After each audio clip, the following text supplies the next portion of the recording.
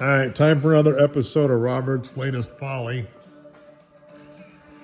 So I found this peach on Facebook Marketplace last week. It's a 66 Chevelle Malibu convertible.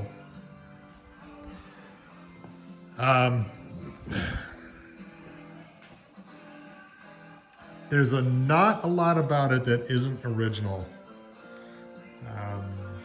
Point out a couple things. I mean, the rear tires and wheels, they've got like a 15 by 10 on the back, oversized tires.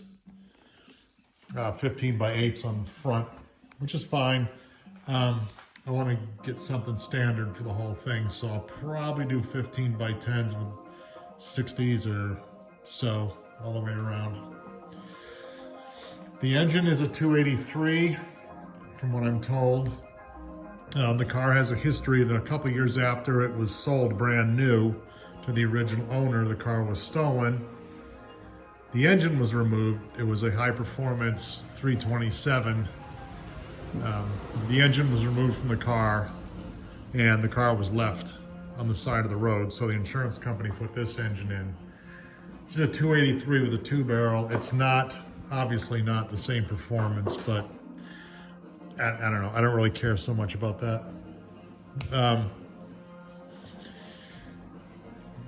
The seats are trashed. You know, they need to be recovered, get new foam.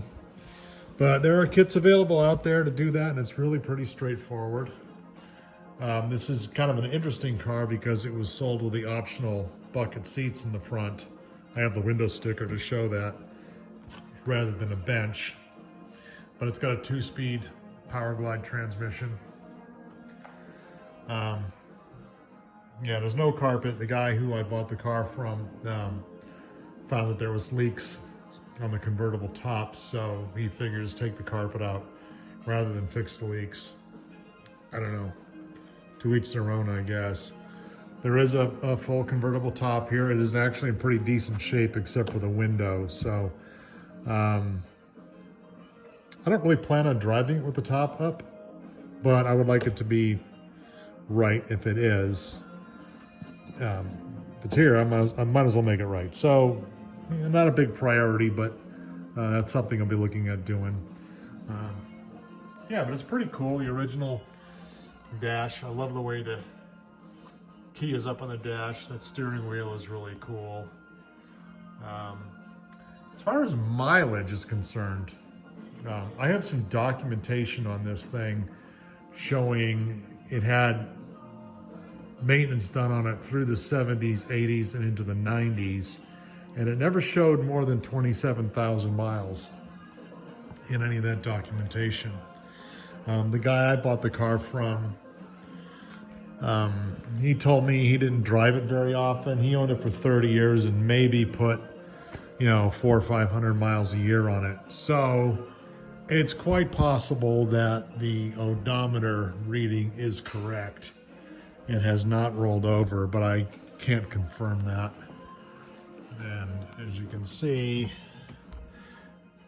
it shows slightly over 30,000 miles. 50 of those I put on it because we drove it back from the Manchester area, and actually ran great. It was a nice drive. The transmission bands need to be adjusted, but that's a pretty simple process.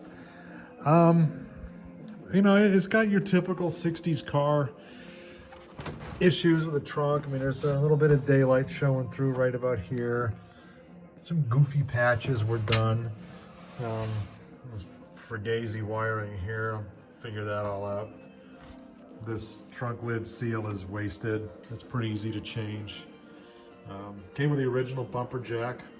It's pretty neat. I've got the sills for the carpet. This is the original boot for the convertible top. It's in pretty decent shape. Trunk mat. Everything works, even that goofy radio that's in there. The only thing I actually did have a problem with was this left front directional. Seems like it's getting power, but right down to the connector inside the hood right here. but it's not actually making any communication down here. So I took it apart, cleaned it, tried to see if I could figure out what the actual problem was, but yeah, it's just a mess. So I ordered a new light, and because the the lenses on this one are faded, I ordered one for the right as well, so they would at least match. And I figure if one's bad now, the other one's gonna go bad. So anyway, no real leaks on the engine. I mean, it's kind of, I have no idea how many miles are on it. I'm guessing somewhere around either 15,000 or 115,000, but it really runs nice. It doesn't leak much. I mean, there's a little bit of a drip out of the oil pan, but whatever. Doesn't burn any oil. I had a lifter tick, but that came around after we drove it home. So I don't really have any issues with it other than, it needs a little bit of body work. Obviously, you got some of this goofy stuff and the original lead here. But I don't think this would be a monster of a job to really make it look nice. I mean, that's kind of ugly. But, at the end of the day, it is a 60-year-old car. And it needs a few things. But I got it for an absolute song. Can't complain about the price. And let me fire it up here.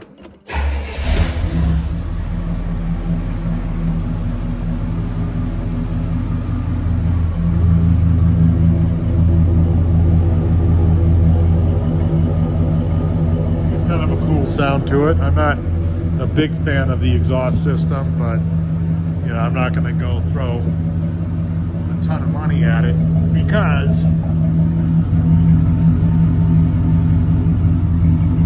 the exhaust is brand new. You see, it's not rotted out here. The frame's in good shape.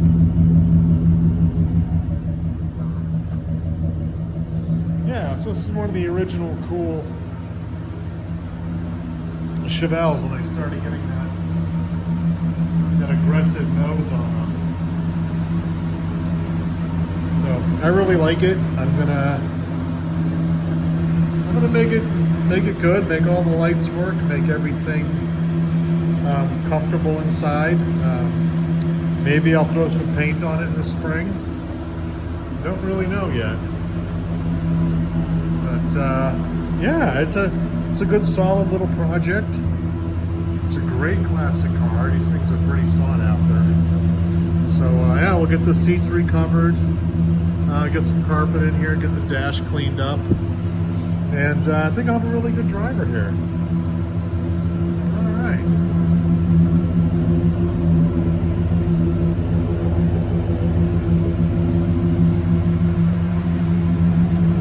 I think Henry seems to like it. He's turned into a really good garage dog. Anyway, that's the lumber. Andy's going to build a nice set of steps out back for us by the sliding glass door. So he'll be up tomorrow. It's Saturday. We're going to hang out. He's going to do all the building. I'll probably stand around and take pictures and ask a bunch of stupid questions because hell, I ain't no carpenter.